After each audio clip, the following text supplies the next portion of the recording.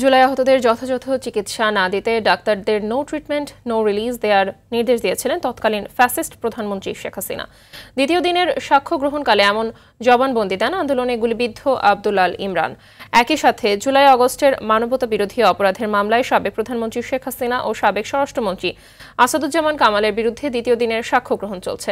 বিচারপতি গোলাম মর্তুজা মজুমদারের নেতৃত্বাধীন ৩ সদস্যের আন্তর্জাতিক অপরাধ ট্রাইব্যুনাল ১ চলছে এ সাক্ষ্য গ্রহণ।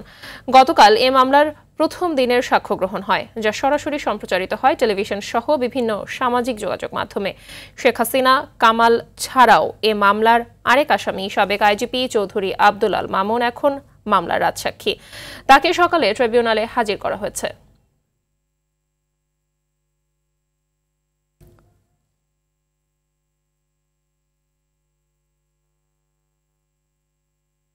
দর্শকের বিষয়ে আরো জানাতে ট্রাইব্যুনাল থেকে সরাসরি যুক্ত হচ্ছেন সহকর্মী জিএম মাহমুদ। আসামিদের বিরুদ্ধে সাক্ষ্য গ্রহণের বিষয়ে নতুন কি তথ্য রয়েছে আপনার কাছে, জানাবেন।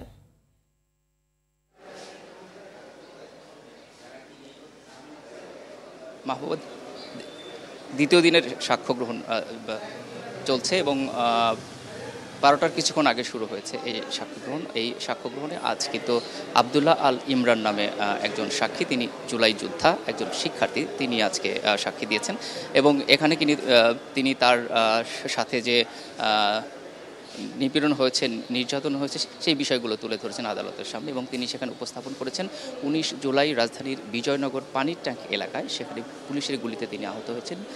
তার আহত হয়ে তার পা এখন অকেজো রয়েছে। আদালতে তিনি সেই পাটাও দেখিয়েছেন এবং তিনি জানিয়েছেন যে চিকিৎসার ক্ষেত্রে কিন্তু অবহেলা করা হয়েছে এবং চিকিৎসার গাফিলতির কারণেই আজকে তার এই অবস্থা। এবং তিনি এমন তথ্য দিয়েছেন যে হাসপাতালে তাকে প্রথম দিকে চিকিৎসা দিলেও পরবর্তীতে কিন্তু তাকে চিকিৎসা দেওয়া হয় না এবং বিশেষ করে যখন শেখ হাসিনা যে হাসপাতালে যে রোগীদের দেখার পরে হাসপাতালে নির্দেশ দিয়েছিলেন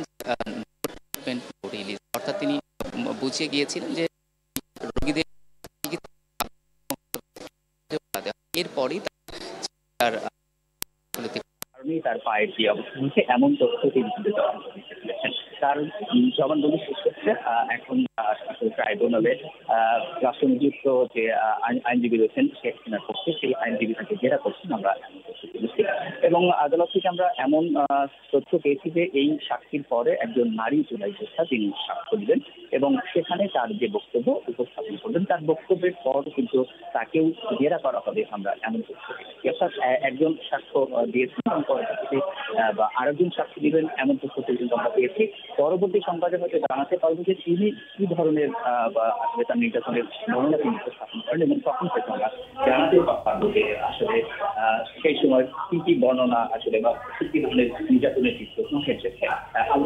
দ্বিতীয় দিনের সাক্ষ্য গ্রহণ করছে এবং এই সাক্ষ্য চলমান থাকবে বলে আমরা এমনটি জানছি, কারণ 50-এর অধিক সাক্ষ্য গ্রহণ করা হবে আমরা এমন তথ্য কিন্তু পেয়েছি।